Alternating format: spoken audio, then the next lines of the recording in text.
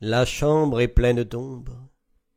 On entend vaguement de deux enfants le triste et doux chuchotement. Leur front se penche, encore alourdi par le rêve, sous le long rideau blanc qui tremble et se soulève. Au dehors, les oiseaux se rapprochent frileux, leur aile s'engourdit sous le ton gris des cieux, et la nouvelle année, à la suite brumeuse, laissant traîner les plis de sa robe neigeuse, sourit avec des pleurs et chante en grelottant.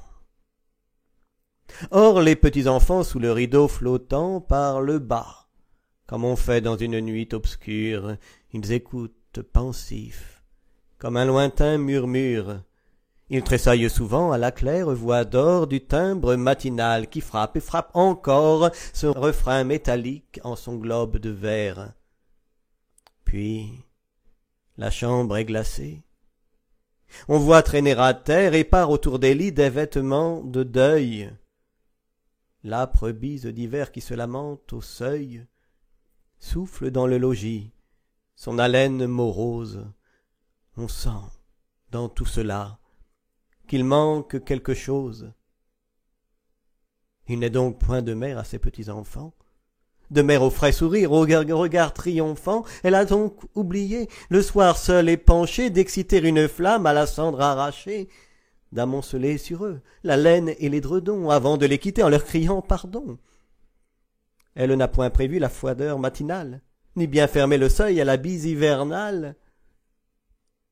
Le rêve maternel, c'est le tiède tapis, c'est le nid cotonneux où les enfants tapis, comme de beaux oiseaux qui balancent les branches, dorment leur doux sommeil, plein de visions blanches.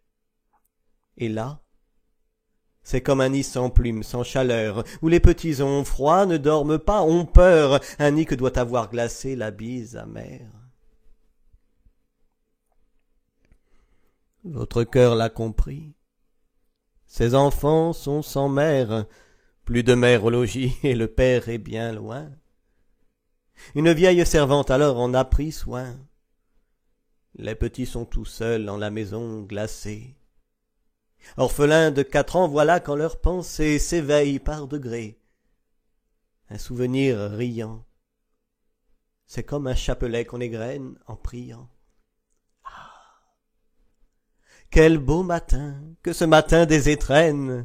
Chacun pendant la nuit avait rêvé des siennes, dans quelque songe étrange où l'on voyait joujoux, bonbons habillés d'or, d'étincelants bijoux, tourbillonner, danser dans une danse sonore, puis fuir sous les rideaux, puis reparaître encore. On s'éveillait matin, on se levait joyeux, la lèvre affriandée en se frottant les yeux, on allait, les cheveux emmêlés sur la tête, les yeux tout rayonnant, comme au grand jour de fête, et les petits pieds nus effleurant le plancher aux portes des parents tout doucement touchés.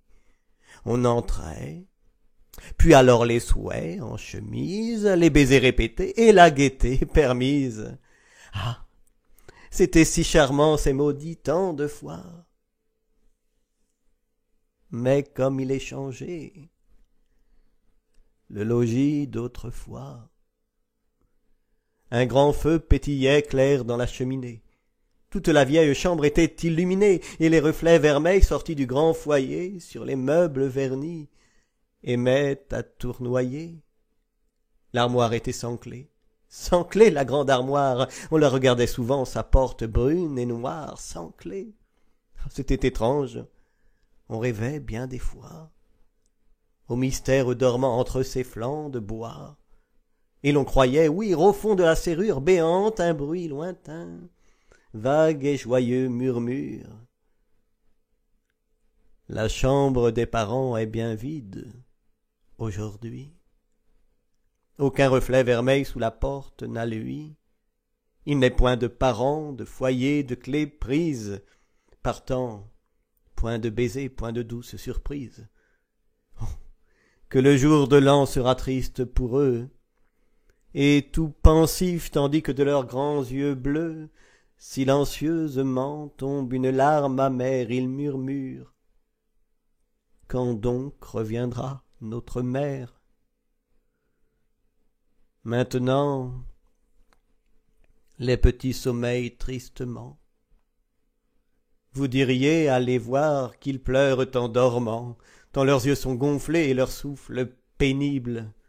Les tout petits enfants ont le cœur si sensible.